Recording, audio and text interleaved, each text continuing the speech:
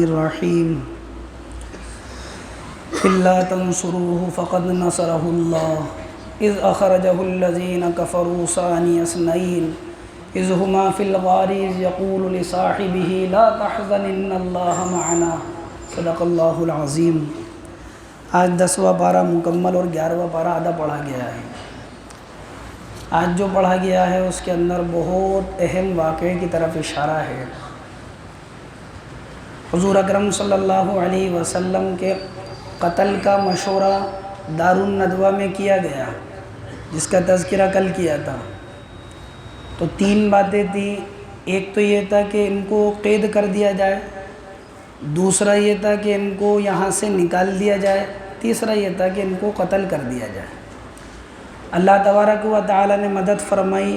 اللہ کے نبی علیہ الصلاۃ والسلام یہاں سے نکل کر چلے، ان لوگوں کے سروں پر، ان لوگوں کی آنکھوں پر مٹی ڈالتے ہوئے۔ تو حضور یہاں سے جو گئے تھے تو آپ علیہ الصلاۃ والسلام کہاں پہنچے؟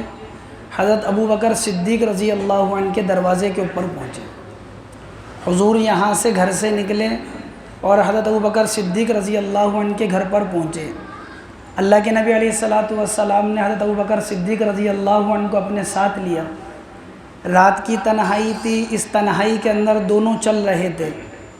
حضرت ابو بکر بھی پیدل تھے، اللہ کے نبی بھی پیدل تھے غار ثور تک۔ تو حضرت ابو بکر صدیق رضی اللہ عنہ کے پیر سے، انگوٹھے سے بھی خون آ رہا تھا، اور اللہ کے نبی کے انگوٹھے سے بھی خون آ رہا تھا۔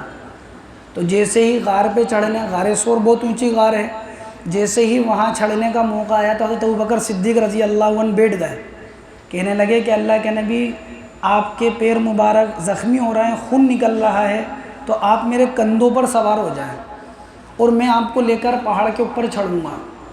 اللہ کے نبی حضرت ابو بکر صدیق رضی اللہ عنہ کے کندھے پر سوار ہیں، اس حال میں کہ آپ کے پیر سے خون نکل رہا ہے۔ وہ خون کہاں لگ رہا ہے؟ صدیق اکبر کے جسم کے اوپر۔ اور اللہ کے نبی علیہ الصلاۃ والسلام کو لے کر چڑھے ہیں وہ غار ثور تک۔ جب غار ثور کے اوپر اللہ کے نبی علیہ الصلاۃ والسلام کو لے کر چڑھے ہیں تو غار کی پہلے صفائی کی اندر جا کر حضرت ابو بکر صدیق رضی اللہ عنہ نے، اور اس کے سارے موکھلے بند کر دیے۔ ایک موکھلا تھا جس کے لیے کپڑا نہیں بچا تھا، حضرت ابو بکر صدیق رضی اللہ عنہ نے اپنا پیر اس طرح لگا دیا وہاں پر۔ اللہ کے نبی علیہ الصلاۃ والسلام سے فرمایا کہ نبی جی آپ اندر تشریف لے کر آئیں، آرام کریں۔ ادھر اللہ کے نبی آرام کرنے کے لیے اندر آئے ہیں، ادھر مکہ کے اندر شور ہوا کہ محمد بن عبداللہ تو یہاں سے نکل گئے۔ تو دوبارہ ہاتھ کے ہاتھ مشورہ ہوا۔ پہلے مشورے میں 3 بات تھی، قتل کر دیا جائے، شہر سے نکال دیا جائے، قید کر دیا جائے۔ دوسرا مشورہ ہوا پھر واپس ہاتھ کے ہاتھ کہ جو محمد صلی اللہ علیہ وسلم کو زندہ یا مردہ پکڑ کر لے کر آ جائے گا اس کو 100 اونٹ انعام ملیں گے، اور جو ابو بکر کو زندہ یا مردہ لے کر آئے گا اس کو کتنے اونٹ ملیں گے؟ 100 اونٹ اس کو انعام ملیں گے۔ حضور کے اوپر 100 اونٹ تھے، ابو بکر کے اوپر 100 اونٹ تھے۔ کفار و مشرکین نے جو قیمت حضور کے سر کی لگائی تھی وہ ابو بکر کے سر کی لگائی تھی، کیونکہ وہ جانتے تھے کہ اگر حضور کے بعد کوئی نائب ہے، کوئی خلیفہ ہے، کوئی اہم ہے تو وہ ابو بکر ہے۔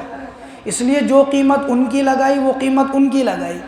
مشورہ ہوا، اسی مشورے کے اندر تلاش کے لیے کھوجی نکل گئے، حتیٰ کہ تلاش کرتے کرتے کرتے یہ غار کے منہ پر آ گئے۔ کہاں پر آ گئے؟ غار کے منہ پر آ گئے۔ جب غار کے منہ پر آئے تو اس واقعے کا اللہ قرآن میں تذکرہ کر رہے ہیں، الا تنصروہ فقد نصرہ اللہ۔ اگر تم اللہ کے نبی کی اور ان کے دین کی مدد نہیں کرو گے تو کیا ہوا؟ اللہ تو اپنے نبی کی مدد کر چکے ہیں، اللہ اپنے نبی کی مدد کر رہے ہیں، اللہ اپنے نبی کی مدد کریں گے۔ جیسے اللہ نے اپنے نبی کی مدد کری کس وقت؟ اذ اخرجہ الذین کفروا ثانی اثنین، جبکہ کفار و مشرکین نے ان کو وہاں سے نکال دیا مکہ کی سرزمین سے، اور وہ اذ ہما فی الغار، جبکہ وہ غار کے اندر جا کر چھپ گئے۔ جب اللہ کے نبی اور حضرت ابو بکر صدیق رضی اللہ عنہ غار کے اندر چھپ گئے تو مکھڑی نے وہاں جالا بن دیا، کبوتری نے وہاں انڈے دے دیے، بعض روایتوں میں درخت اللہ تعالیٰ نے وہاں اگا دیا، فرشتے غار کے منہ پر حفاظت کے لیے رعب دل میں ڈال دیا کفار و مشرکین کے غار میں نہیں آ سکتے، تو وہ بالکل غار کے منہ کے اوپر آ کے کھڑے ہو گئے۔ تو اللہ کے نبی علیہ الصلوۃ والسلام کے صحابی ابو بکر نے کہا کہ حضور اگر انہوں نے نیچے دیکھا تو یہ تو ہمیں پکڑ لیں گے۔ اللہ اسی کا تذکرہ کرتے ہیں، اذ ہما فی الغار اذ یقول لصاحبہ لا تحزن ان اللہ معنا۔ جب وہ غار کے منہ پر کھڑے ہو گئے آ کر، تو غار میں وہ جو دونوں تھے یعنی اللہ کے نبی اور ابو بکر، تو انہوں نے اللہ کے نبی علیہ الصلوۃ والسلام سے کہا یہ تو ہمیں پکڑ لیں گے۔ اللہ کے نبی علیہ الصلوۃ والسلام نے فرمایا ابو بکر غم مت کر، اللہ ہمارے ساتھ ہے، لا تحزن ان اللہ معنا، ابو بکر غم مت کر، اللہ ہمارے ساتھ ہے۔ اب آپ مفسرین کے اس میں اسرار و رموز دیکھیں۔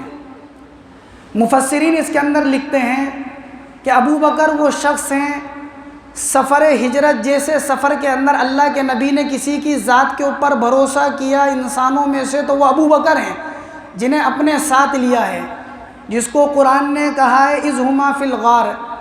ابو بکر وہ ہیں جنہیں یار غار کہا گیا ہے۔ قرآن کہتا ہے اذ ہما فی الغار کہ وہ غار میں دونوں تھے۔ اذ یقول لصاحبہ، ابو بکر وہ ہیں جن کی صحابیت قرآن سے ثابت ہے۔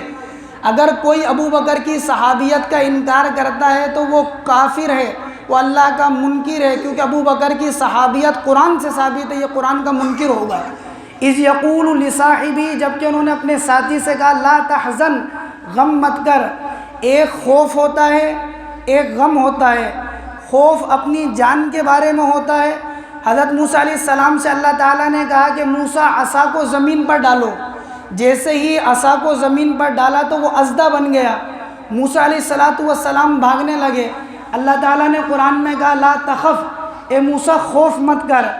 خوف اپنی جان پر ہوتا ہے، حزن، رنج اور غم یہ اپنے محبوب کی جان پر ہوتا ہے۔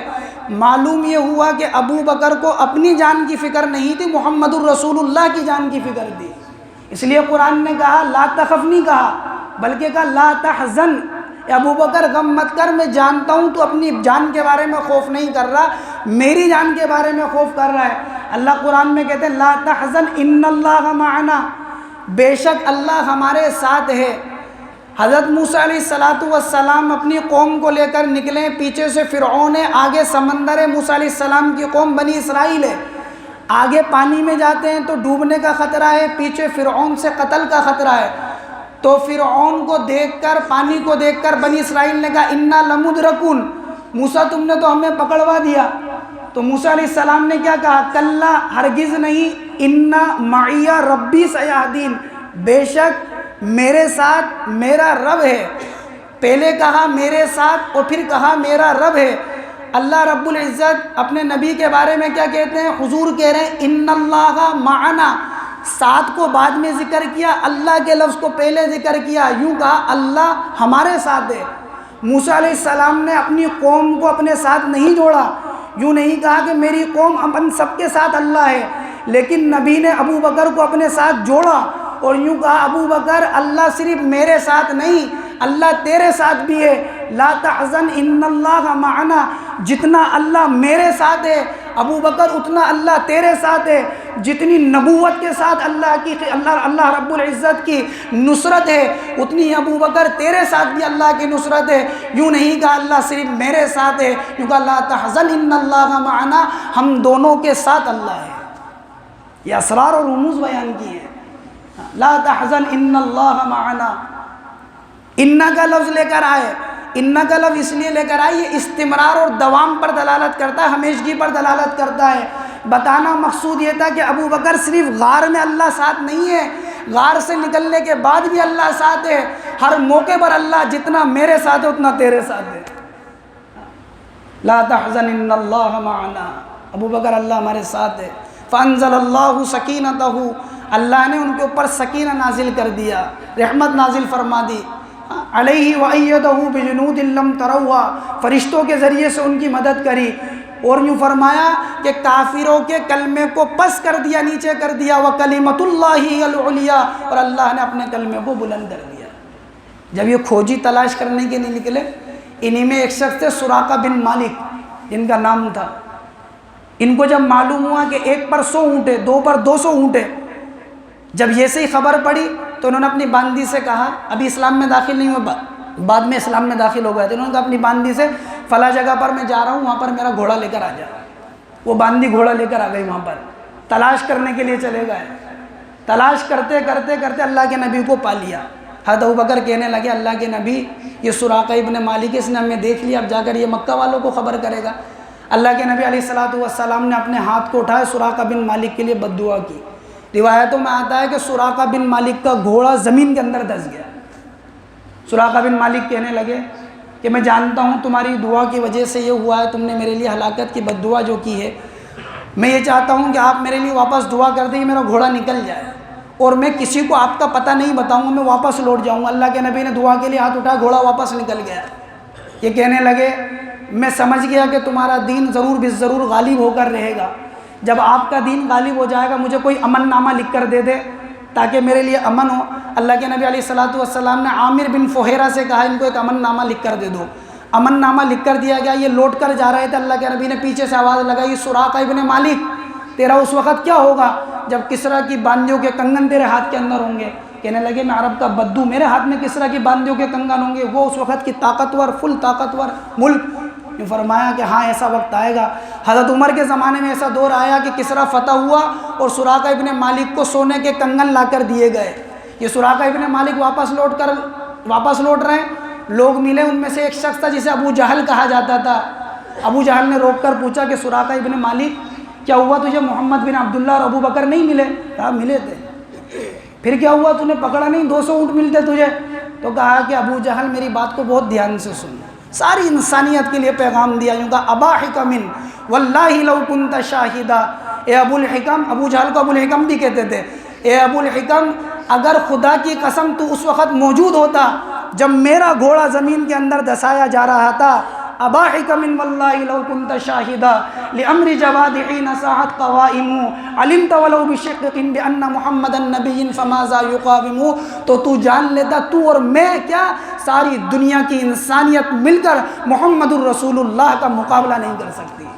کیا بات کرتا ہے، تو اور میں کیا ساری دنیا مل کر ان کا مقابلہ۔ جا اپنا کام کر، ان کی تلاش میں مت لگ، ادھر کوئی نہیں گیا، اپنے کام سے کام رکھ۔ اس واقعے کا اللہ تبارک و تعالیٰ نے آیتوں میں تذکرہ کیا۔ اللہ تعالیٰ ہم سب کو عمل کی توفیق